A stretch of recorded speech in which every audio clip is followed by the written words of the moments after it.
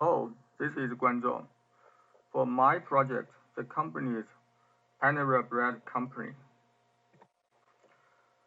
PNRA Bread Company is a bakery cafe chain which runs nearly 2,000 bakery cafes in US and Canada. It runs at three business segments: company bakery cafe operations, franchise operations, and fresh dough and other products operations. But most of its total revenue is from the first segment, the company bakery cafe operations. The market for PNRA is very competitive.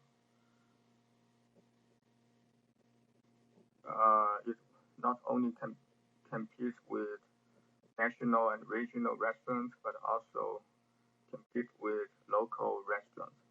Here, I choose Starbucks, McDonald's, Yum brands as its competitors in the following financial ratio analysis.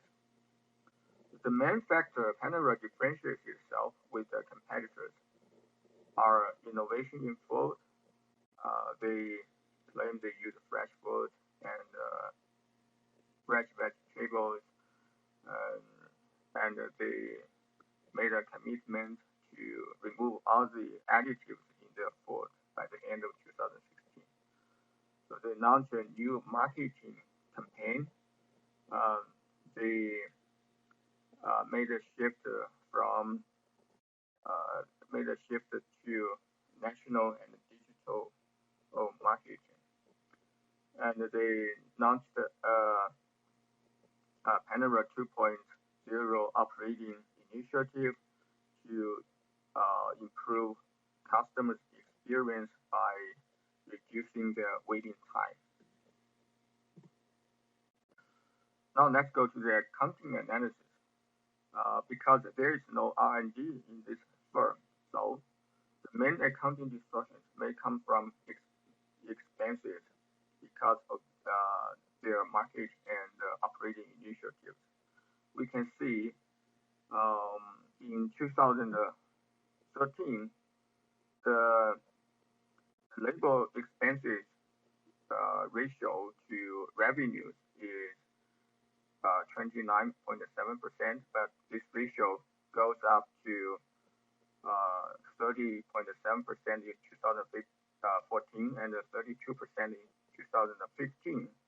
So because of these new marketing and operating initiatives, their expenses increased a lot. So I look into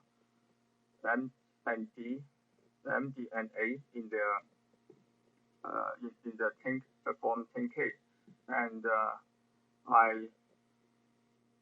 I connect all the items about expenses and costs.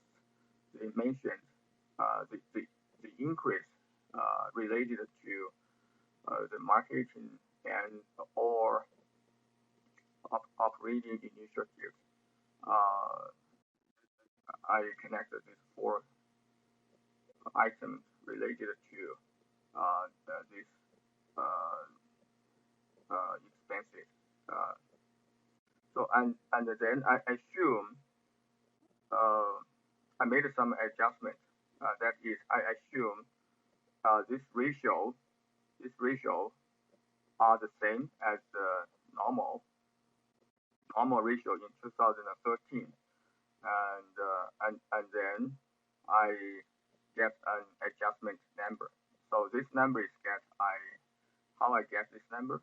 I get it by the revenue in 2015 times the difference between this ratio and this ratio is about 3%.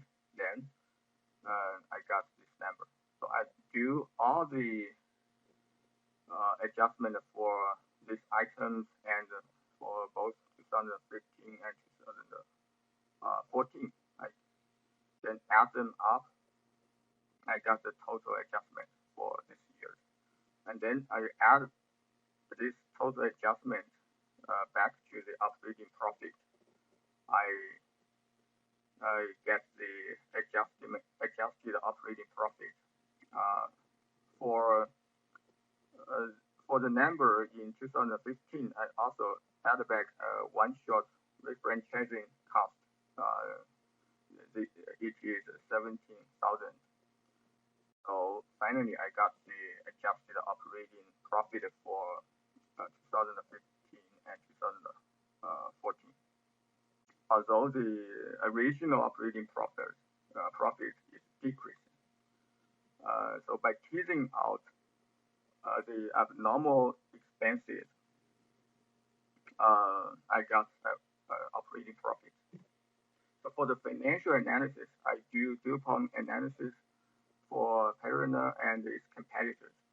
We can see for the I calculated ROE and its three components contributed to ROE, net profit margin, turnover, and average.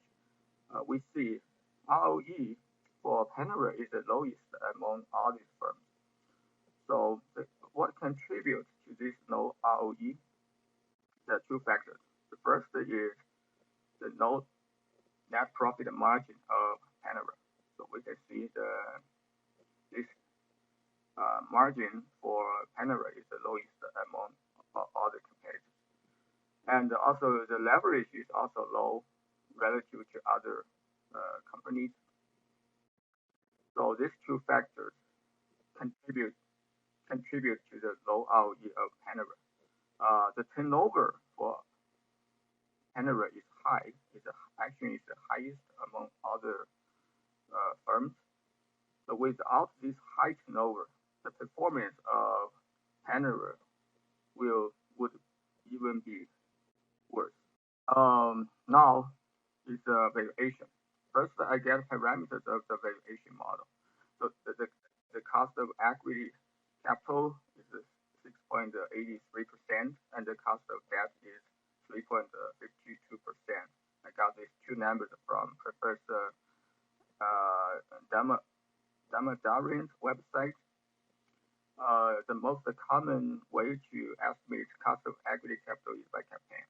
But what I can find, beta in Yahoo is about 0.04.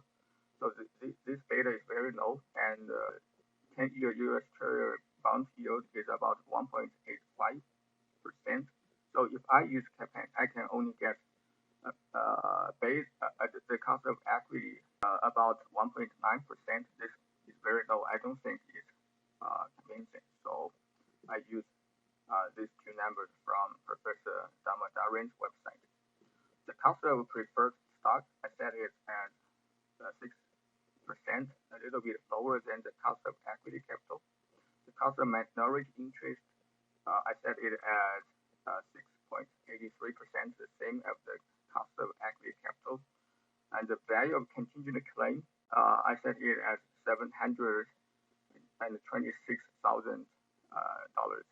because the intrinsic value of the outstanding stock options, executive stock options of this company is this number. We can find it in the Form 10K. The dilution factor, I set it at 1.0 because there is no stock split and no stock repurchases after the annual report of 2015. So first, I input all these parameters into eval, and without changing any forecasting assumptions in eval, I got the first value, that is $174. Next, I'm going to adjust the default forecasting assumptions based on my own forward-looking assumptions. The first adjustment I made is about sales growth rate. In eval, the default sales growth rate in forecasting is it will decrease from the last actual value, that is 6% in 2015, decrease linearly to 3%, the long-run economic growth rate. I think this number is could not reflect uh, uh, the future of PNRA uh, because of their effort seems effective because the CEO reported the first 41 days comparable growth rate, sales growth rate is 6.4%. Um, because of their new marketing and leading initiatives. So I assume the growth rate in 2000 sales growth rate in 2016 at 6.4% and then decrease linearly to 3% to 2026 and remain 3% forever. This number is 0.6% higher than the default assumption, default forecasting in eval. So by this adjustment, I got a higher stock value that is about $180. The second adjustment I made is about the cost of goods sold over sales ratio. In eval, the forecasted number is the same as the last actual number in 2015, that is 79.6%, and keep it constant for other future years and forever. But I don't expect these high expenses will persist in other future years. So I let them decrease from this number linearly to its normal level, that is 77%, because in other previous years we can see this ratio is about 77%.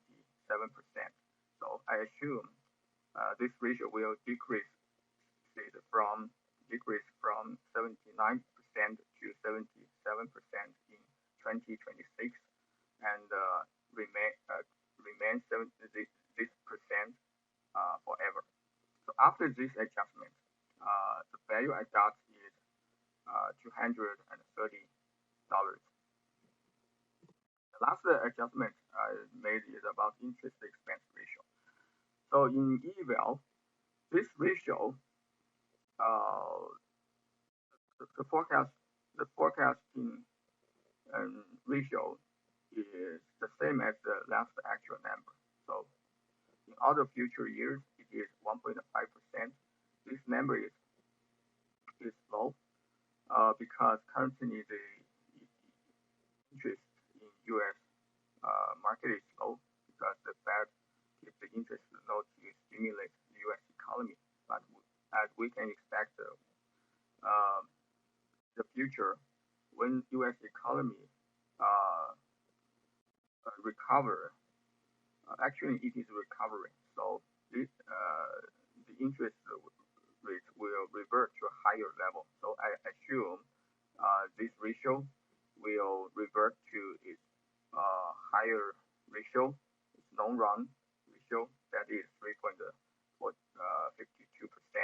2026, and then keep it constant at this number forever. So after this adjustment, I got the fourth value, that is $225. This is my final valuation for this company. Let's compare it with the current market price. It is $217. So these two numbers are very close.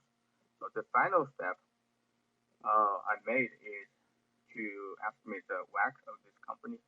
I just adjusted the WACC to make the prices, the two prices from residual income model and a discounted cash flow model equal, and then I finally get the WACC of this company is 6.45%. Yeah, this is the end of my presentation.